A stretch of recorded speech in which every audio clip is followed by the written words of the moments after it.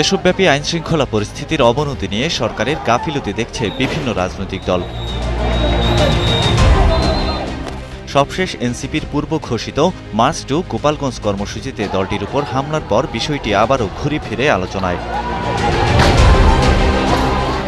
প্রশাসনের ভূমিকা নিয়ে প্রশ্ন তুলে এনসিপির আহ্বায়ক নাহিদ ইসলাম গতকাল এক সংবাদ সম্মেলনে বলেন, যদি প্রশাসন আরও সচেতন হতো তাহলে হয়তো এমন হামলা এড়ানো যেত। পূর্ব পরিকল্পিতভাবে গোপালগঞ্জে এনসিপির শান্তিপূর্ণ সমাবেশে হামলা চালিয়েছে আওয়ামী লীগ। তাদের আচরণ এখন জঙ্গি বাহিনীর মতো।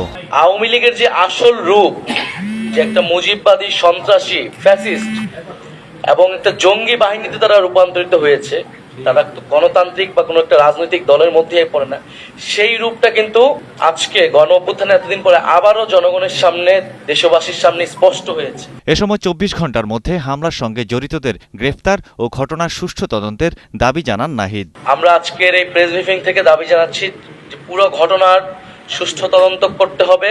যারা এই ঘটনার সাথে জড়িত, যাদের পরিকল্পনায়, যাদের অংশগ্রহণ এবং যারা হত্যার চেষ্টা চালিয়েছে, তাদেরকে দ্রুত সময়ের মধ্যে, আগামী ২৪ ঘন্টার মধ্যে তাদেরকে গ্রেফতার করতে হবে এবং পরবর্তীতে তদন্ত সাপেক্ষে বিচারের আওতায় আনতে হবে।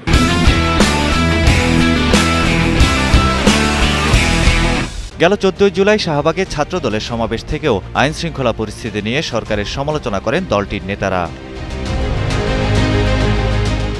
গুপ্ত সংগঠনের তৎপরতা ও শিক্ষা প্রতিষ্ঠানে অস্থিরতা সৃষ্টি নিয়ে প্রতিবাদ জানিয়ে রাজধানী শাহবাগ মোড়ে বিক্ষোভ মিছিল ও সমাবেশ করে ছাত্রদল। সংগঠনের পক্ষ থেকে হুঁশিয়ারি দেওয়া হয়েছে, পরিস্থিতির উন্নতি না হলে অন্তর্বর্তী সরকারের বিরুদ্ধে সরাসরি কর্মসূচি ঘোষণা করা হবে। ছাত্রদলের সভাপতি রাকিবুল ইসলাম রাকিব বলেন, দেশে মবতন্ত্র কায়েমের চেষ্টা চলছে।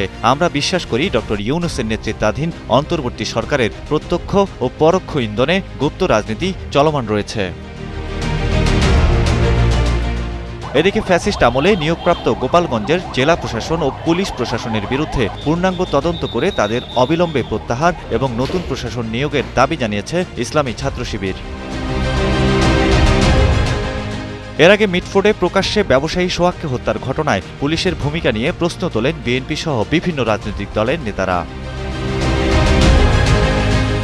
এদিকে গোপালগঞ্জের ঘটনায় অন্তর্বর্তীকালীন সরকারের পানি সম্পদ এবং পরিবেশ, বন ও জলবায়ু পরিবর্তন বিষয়ক উপদেষ্টা সৈয়দা রিজওয়ানা হাসান বলেছেন, গোপালগঞ্জে এনসিপি নেতাকর্মীদের উপর হামলার ঘটনায় যদি প্রশাসনের কোনো গাফিলতি থাকে তবে সংশ্লিষ্টদের বিরুদ্ধে প্রয়োজনীয় ব্যবস্থা নেওয়া হবে। এইখানে যে আক্রমণটা হয়েছে, যে মাত্রা আমি বলবো না, ছোট মাত্রারই বা হবে কেন, এটা কোনোভাবেই গ্রহণযোগ্য না। এটা অবশ্যই শাস্তির মুখোমুখি হবে এবং প্রশাসনের যদি কোনো গাফিলতি থাকে তাহলে প্রশাসনের বিরুদ্ধে ব্যবস্থা নেওয়া হবে। স্বরাষ্ট্র উপদেষ্টা লেফটেন্যান্ট জেনারেল অবসরপ্রাপ্ত মোহাম্মদ জাহাঙ্গীর আলম চৌধুরী বলেছেন, গোপালগঞ্জের সহিংসতায় যারা জড়িত তাদের সবাইকে গ্রেফতার করা হবে, কাউকে ছাড় দেওয়া হবে না। সৈয়দ মাহমুদ, কালের কণ্ঠ।